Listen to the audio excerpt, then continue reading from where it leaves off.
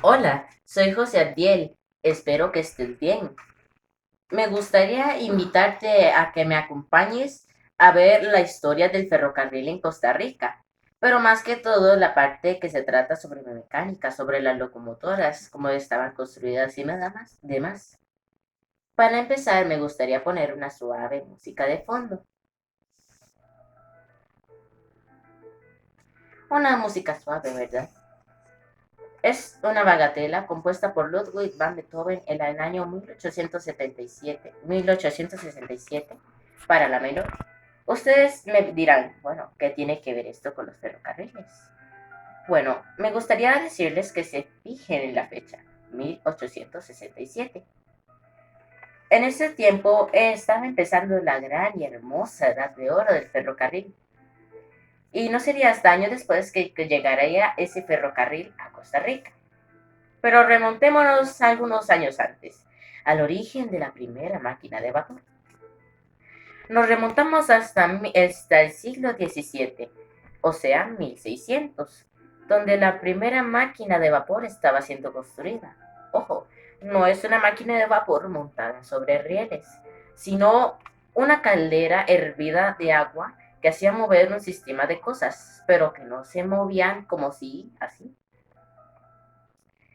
Bueno, pero no sería hasta 2 siglos más tarde, 1800, cuando Richard Trevithick construiría la primera máquina sobre rieles y ruedas en la historia, la Coal Crocodile, esta que ven aquí en pantallita. Esta fue la primera máquina de vapor.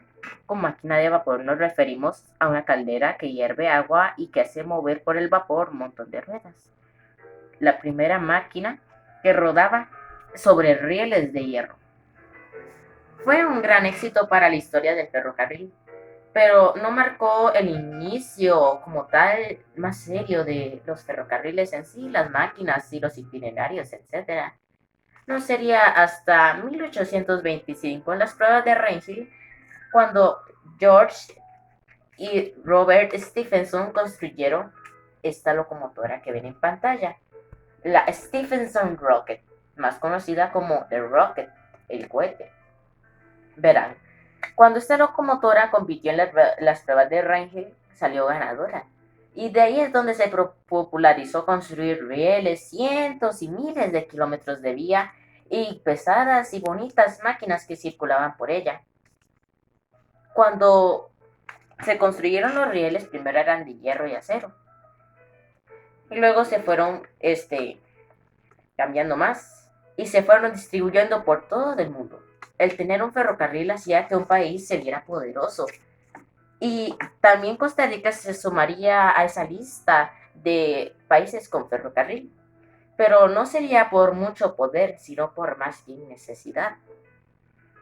En el, en el periodo donde Tomás Guardia toma el cargo presidencial, aparte de establecer regímenes políticos como matrimonio civil, divorcio, leyes anticlericales y demás, su gobierno liberalista, también le propuso a Henry Meigs, de estadounidense, un ingeniero muy conocido para su época, construir el primer ferrocarril de Costa Rica, ya que la exportación de café era el principal medio de ingresos del país. Claro que antes del ferrocarril se llevaba del café hasta las ciudades para procesarlo un poco a caballo, en los mejores de los casos. En otros casos sería llevársela al hombro, pero eso costaba mucho. Y aún si se llevaba en algún tipo de carreta y así, eran caminos muy maltratados. Entonces era, vamos a decirlo así, un sangoloteo total. Bueno, no sería hasta años más tarde, cuando Henry Meigs apenas estaba comenzando a construir su ferrocarril, las vías del tren, que moriría. Pero en eso le dejaría trabajo en las manos de su sobrino, a quien estamos viendo en la tarea de estudios, Minor Cooper Cave. Él fue el responsable de finalizar la obra que empezó su tío. En el transcurso de la construcción del ferrocarril, Tomás le entregó, bueno, y otros gobiernos como el de Próspero y de Bernardo, que le entregarían en su poder más de 333,000 hectáreas de terreno para construir vías y ferrocarriles alrededor. Bueno, cuando estaban construyendo el ferrocarril ya tenían la mayor parte de los rieles, pero habría que plantearse una seria cuestión. ¿Y las máquinas? ¿Cómo vamos a tener un ferrocarril sin locomotoras? Pues bueno, antes del siglo XVIII se transportaban los materiales en vagonetas que iban sobre las vías, pero esas vagonetas estaban tiradas por fuerza de hombres. Pero con la aparición de la máquina de vapor, eso facilitaba los medios.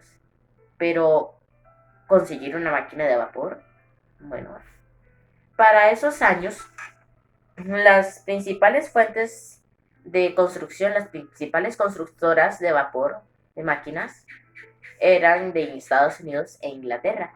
Así que las locomotoras tenían un aspecto bonito de aquellas épocas.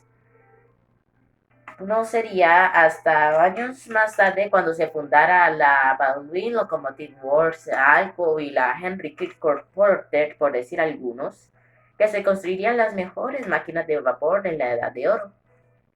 Pero Costa Rica tendría que conformarse con máquinas de la Baldwin, que no era la mejor constructora de vapor, pero era de las más confiables. Las máquinas de la Baldwin eran bonitas, confiables, y además tenían mucha creatividad. Esta tal vez no haya sido construida por Baldwin, pero sí que es un ejemplar bonito, un ejemplar curioso, que como dato curioso se conserva hasta el día de hoy, leí que como por de la UCR. Estas máquinas hace muchos años eran... ¿Ustedes han visto las retroexcavadoras? Esta es la retroexcavadora de entre los años 10 y los años 20. Esta máquina era de los mayores lujos que Costa Rica se pudo dar. Claro, parece anticuada, en esos momentos no existían los sistemas hidráulicos así. Eran chorrocientas y miles de cadenas, tiradas por calderas de vapor pequeñas. En fin.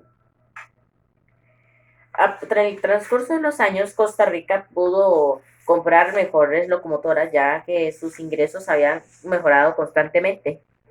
Más con la llegada de la UFCO, la United Fruit Company, ya que Minor Cooper, mejor conocido como Cade, en su construcción del ferrocarril, notó que el cultivo de banano podría ser un recurso bastante explotable, ya que el banano, pues, en Estados Unidos era un recurso algo exótico. Y algo que le puede sacar fortuna, pues, bueno, el sentido de mística de los adinerados, pues, ¿qué les diré? Entonces, Cooper se encargó de explotar el recurso de banano, no solo por Costa Rica, sino por toda Centroamérica y parte de Sudamérica. Aparte de construir el ferrocarril de Costa Rica, fundó varias compañías de frutas, de importación de frutas. Luego se fusionaría con algunos rivales de otras compañías de frutaleras, creo que se dice, para conseguir al final la UFCO, la United Fruit Company.